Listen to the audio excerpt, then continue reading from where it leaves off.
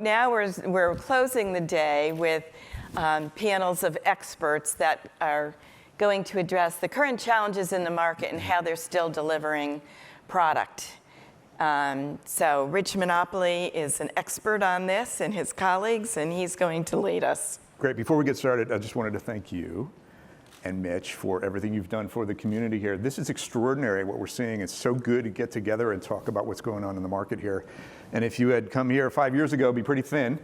It was thin. So a tremendous amount of progress. And then secondly, to listen to these researchers, these PhDs, people that are curing cancer, people that are finding these amazing solutions. I am humbled because all we do is play with bricks and mortar. But it's been a really interesting day to listen to them speak, and I'm really pleased to be here. So I'm Rich Monopoli, SVP of Development for the New York region for Boston Properties. I oversee our development activities here, and I want to introduce our speakers today. Hello, I'm Megan Guy, SVP of Development at Simone Development Companies. We're a private investment and development company headquartered in the Bronx. We have a portfolio of about 7 million square feet, of which about 30% is healthcare. Good afternoon, everyone. Matthew Weir. I'm an Executive Vice President at Taconic Partners. We're a vertically integrated owner-operator developer focused here located here in New York City. And we've recently launched a life science subsidiary company called Elevate Research Properties. And under that brand, we currently have 3 projects in various stages of development here in Manhattan, totaling around 900,000 square feet. And we have 1 pipeline lab building, which will add another 500,000 feet. So our current portfolio plus pipeline is around 1.4 million square feet.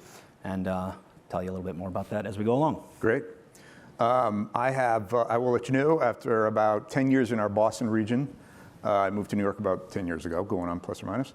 And while in Boston, developed the Broad Institute Phase 2 and did quite a bit of office to lab conversion in that market in the early days. So I do have some lab experience, and BXP continues to look for opportunities in New York. But we'll get back to that. I want to talk about the market just more broadly to kick off. You guys are working at kind of 2 different ends of the market, so to speak.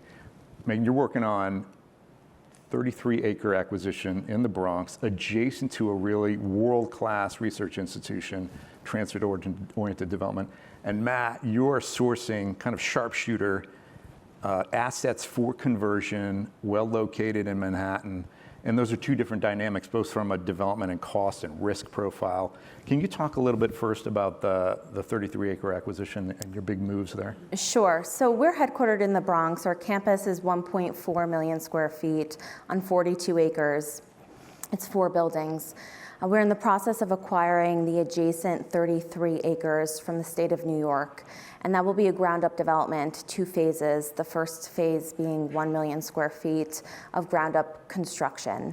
We are getting a new Metro North train station right on our campus, and that is slated to arrive in 2027. We are also located across from Albert Einstein College of Medicine, which is the medical school of Montefiore. Montefiore's Weir College is also adjacent to Albert Einstein, and New York City's Health and Hospitals Jacobi Hospital is also very close to us. So our campus right now has a heavy medical presence. Montefiore occupies a 280,000 square foot building. It's a bedless hospital. It's 12 operating rooms. Anything that you could get done at a hospital is done in this building, other than procedures that would require overnight stays. So we really like where we're located, given that we have healthcare on our campus already and the proximity to Albert Einstein. So we are programming our expansion for life sciences. We have the access with highways. We're located right off of the Hutchinson River Parkway, very close to 95 and the Bruckner. And with the MTA train station coming in 2027, we will be, you can get to Penn Station in 22 minutes, which is great. So our development plan is really focused on scalability. And so our first building we're planning right now is 350,000 square feet, of which we're planning about 200,000 for medical, and then the balance being for life sciences. So that will be ground up. And the initial interest on the leasing side, who's seeking that adjacency? That's your value proposition, adjacency to Einstein. Who's seeking that type of adjacency? So we have not started marketing to the life science community yet, but we are talking to a healthcare system for the medical portion of that. Great. And then Matt, when you look at new opportunities, explain some of your criteria, explain how you think about the future of life science in Manhattan. We've seen a lot of activity, obviously, in NYC, Jersey City now. How do you think about and compare to other ecosystems and clustering? Sure. So to date, as you point out, we've been focused on Manhattan. Those other clusters are really starting to grow. But for us, and this is not just our life science portfolio, historically we've focused on pockets of Manhattan that we thought were strategic, and really at the end of the day it goes down to where does talent want to be? Where do they want to live? Where do they want to work? Where do they want to perform their research? So we have, as I mentioned, 3 active projects in development. 2 are on the west side of Manhattan, within 10 blocks of each other. And so, as you look at Manhattan or New York City as a whole, including even Jersey, what you're seeing are sort of cluster of clusters. New York City being its own market that connects them all relatively easily with transportation. But for us, we're developing 600,000 square feet on the west side of Manhattan. We love that as a connection point for the talent pool. Many of them are in Jersey, many of them are in Long Island. So if they commute in, we like that proximity.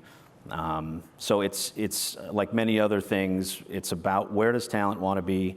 What are the transportation modes that'll get them there quickly, easily?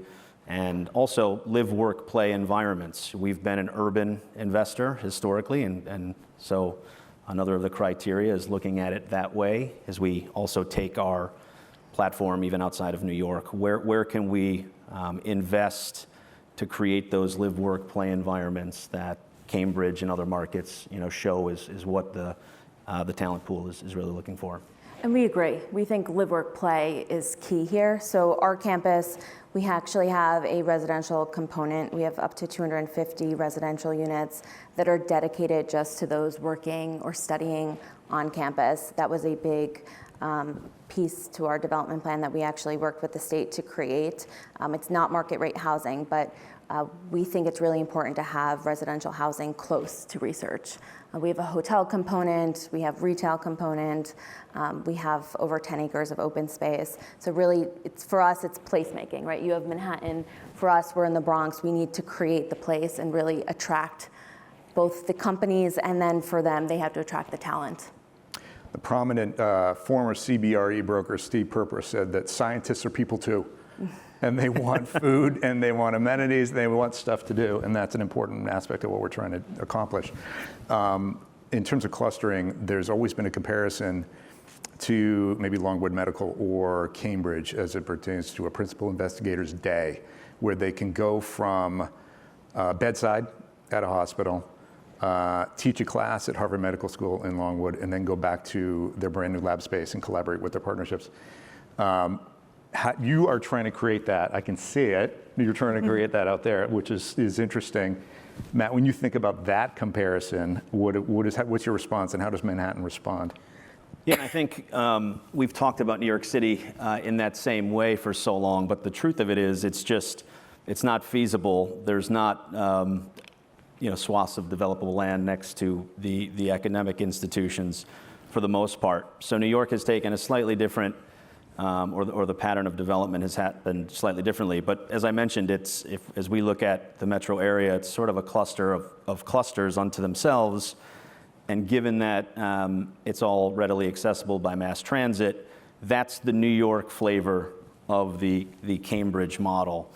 And it's also interesting that in Cambridge and even in U City, the academic institutions have themselves developable tracts of land that they own.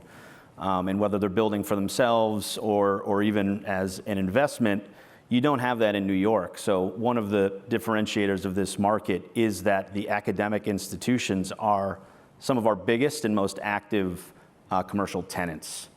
And so they're looking at that model and understanding where can we place those research labs. It doesn't necessarily have to be on campus. Many of them are out of research space on campus. So that academic cluster is starting to migrate around as they take commercial space. And so I think they're seeking to replicate that model. But unto itself, New York City is a different model given the challenges of finding developable land. Yeah. And so folks are looking to what we all have in New York, which is to get back to that live, work, play. What locations are most strategic for my employee base or my PIs? We saw it earlier today in terms of the incubators. The incubators are full, and there's more and more of them.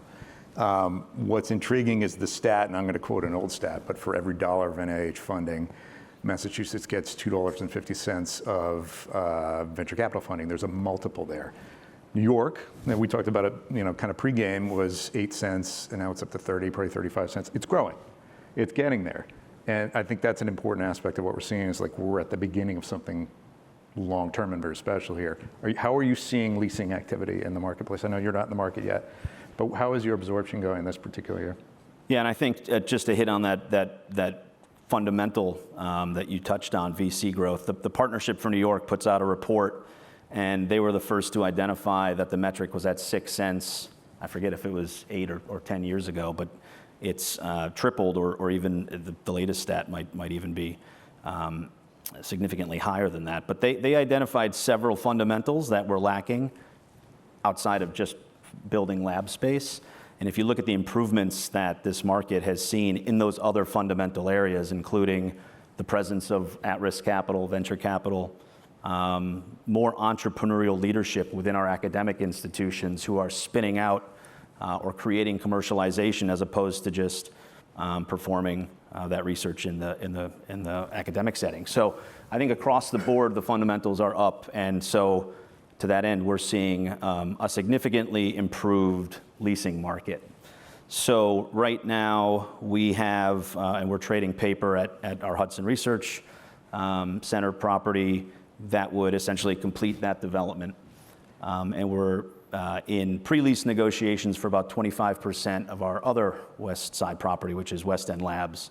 And it's, I think, primarily early stage companies looking for pre-built solutions. And as I mentioned, the academic centers continue to be one of the largest and most active commercial tenant base here in New York. All right, let's get into the numbers. This is not cheap to do.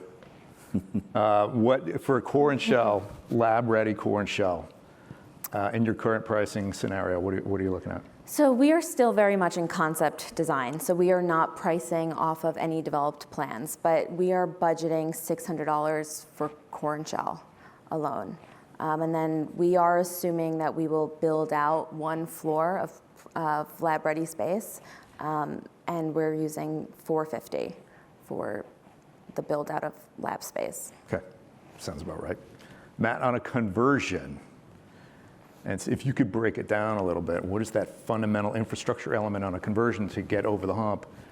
Assume you don't have to reclad the building. Yeah, so at the Hudson Research Center, that was a partially repositioned asset when we came in. So to isolate just life science infrastructure, which would be your air systems to provide 100% outside air, obviously the heating and cooling medium for that, acid neutralization, fume hood, exhaust, and emergency power, plus an electrical upgrade. We delivered a $25 million plant, which served about 100,000 feet, so $250 a foot on top of lobbies and elevators and things like that. At West End Labs, obviously that's a complete gut of what was a very robust industrial building. And so there we have elevators, lobbies, and curtain wall and things like that. That project is about $150 million repositioning before we get into the tenant fit out. So almost $400 a foot.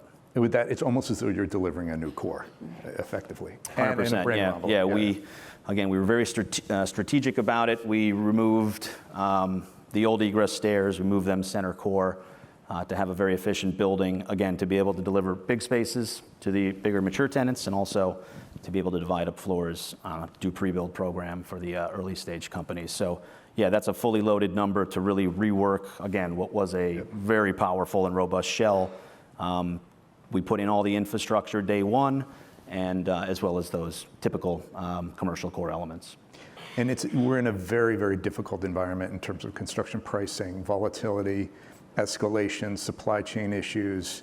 6 or 8 months ago, it felt as though things were stabilizing a bit, although we were still forecasting 8% annual escalation. And now, with the war in Ukraine, the cost of energy, glass has spiked because energy is, heat is the biggest input into, manufacturing glass. We're seeing price spikes in certain areas, but what is your biggest supply chain challenge right now?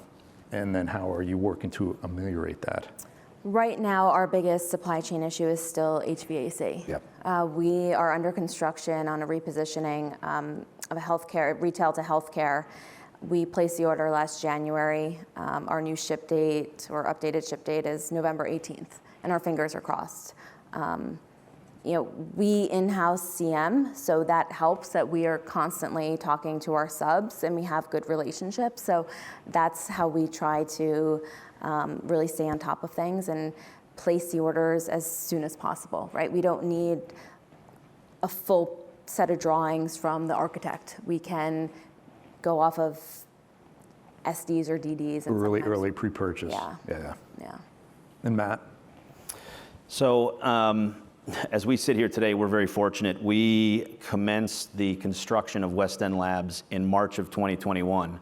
And I don't know where the exact point was where it really became exacerbated. But as we sit here, we are on schedule to deliver that building, which that's no small feat. So all the major infrastructure is in.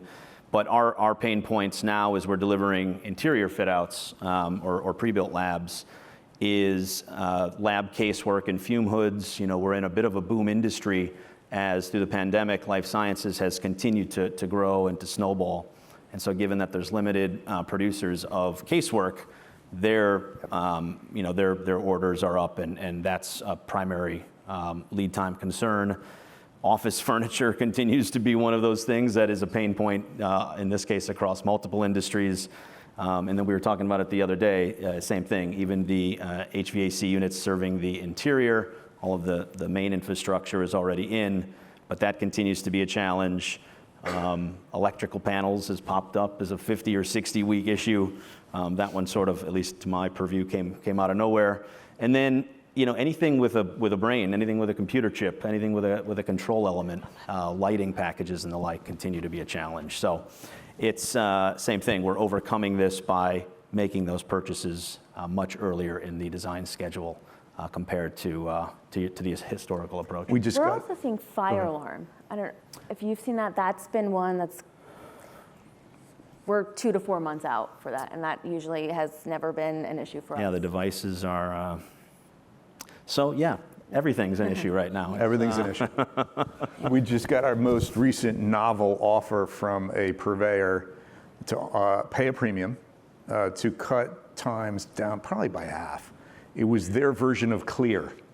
To get on the plane faster. And I was like, well, if you have the equipment, we will pay. And the curve of importance, kind of schedule versus budget. At the beginning, the budget's very important, and at the end, schedule's really important. So they know the game they're playing, and we're ready to pony up. So we're going to join the Clear program, I suspect, and try to get some equipment faster. And we've had contractors point out that they sort of were ahead of the curve, and were buying up electrical panels and switch gear without having a home for it, just trying to get ahead of that and manage the supply chain. So kudos there, and I think those that are strategic in their approach and their thinking is what's going to help us do the same and deliver the product much sooner than the broader market can, given some of these challenges. Yeah, our head of construction is here, Pat Cooper, today, and he was telling us about one of our GC partners stockpiling. And then during demo, salvaging as much as that particular group could, particularly on lighting and other kind of office intense uses, because you just can't get them in time. Can't get it. So it's a really difficult time across the board. Go ahead. For next year, we're still using 10% for escalations. But we are hoping, there's an article in the Journal yesterday about steel prices coming down, and lumber has stabilized.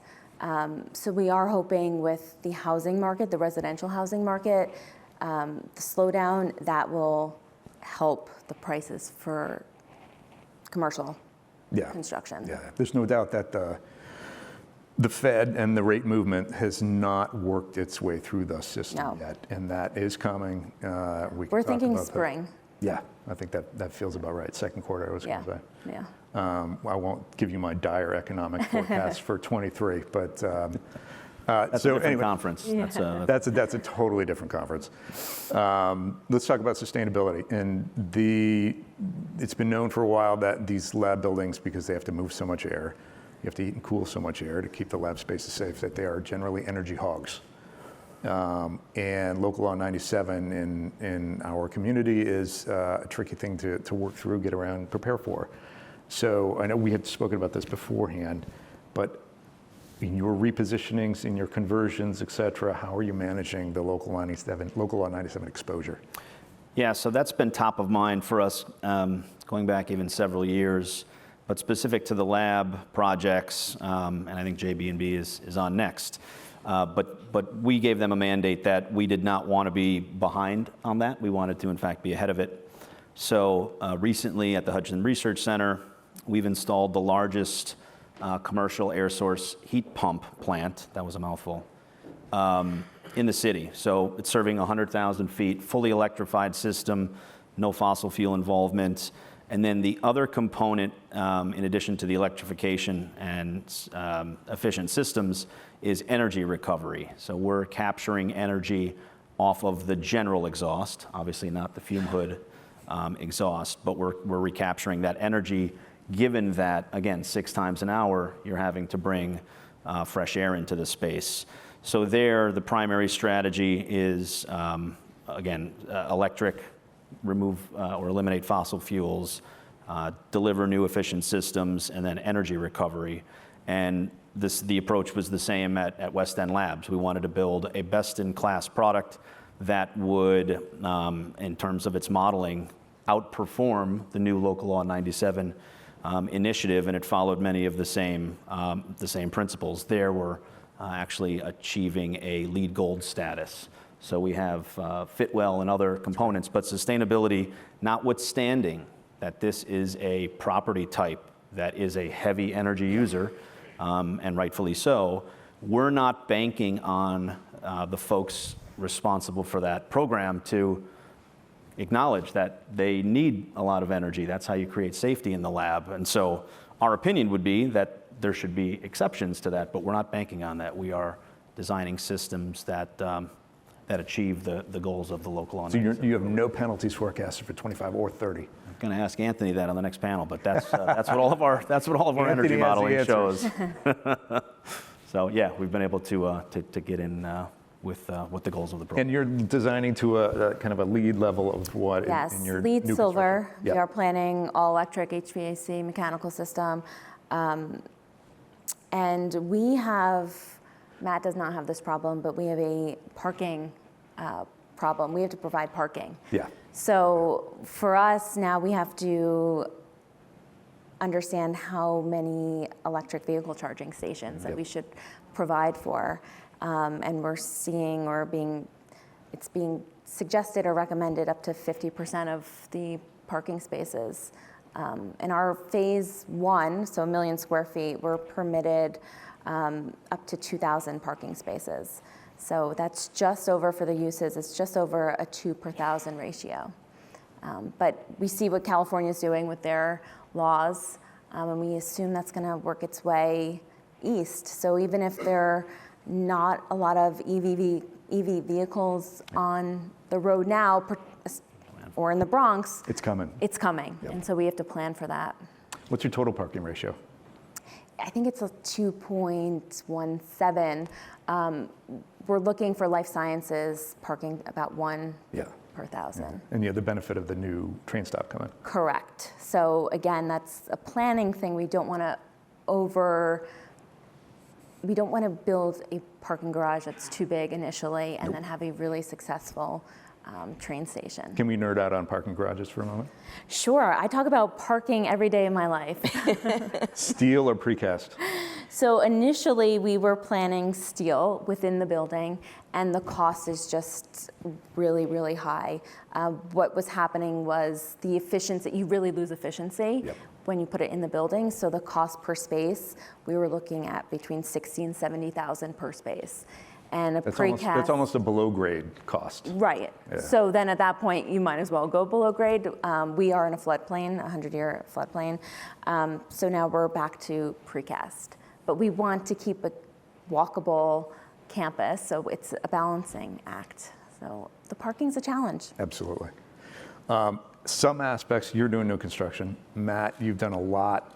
I mean, you kind of dominate the market in terms of the currently available third-party developer lab space.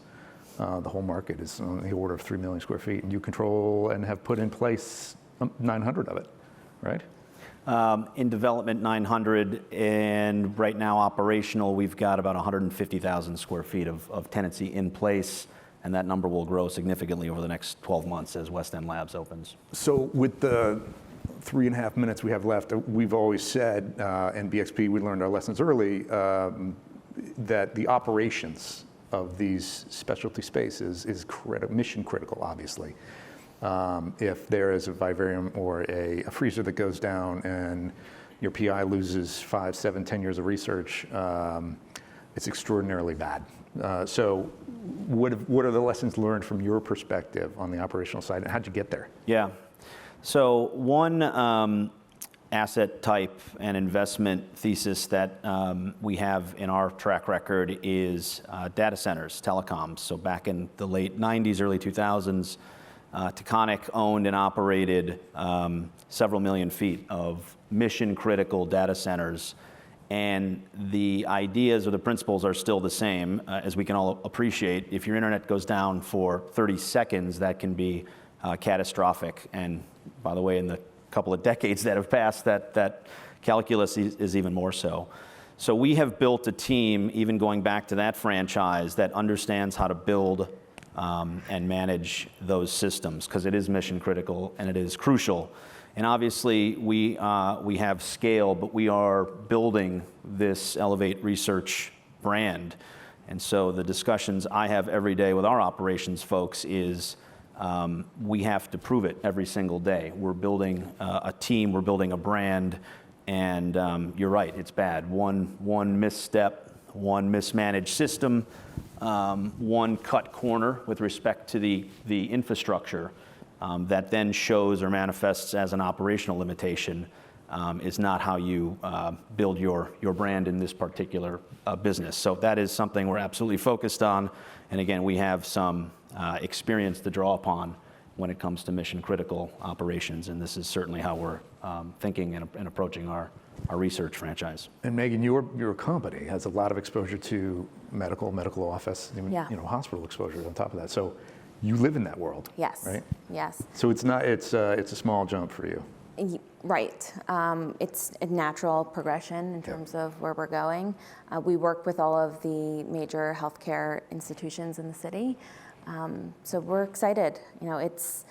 But life sciences, there's a lot to learn about it, right? It's very specific. It's so speed to market is very important.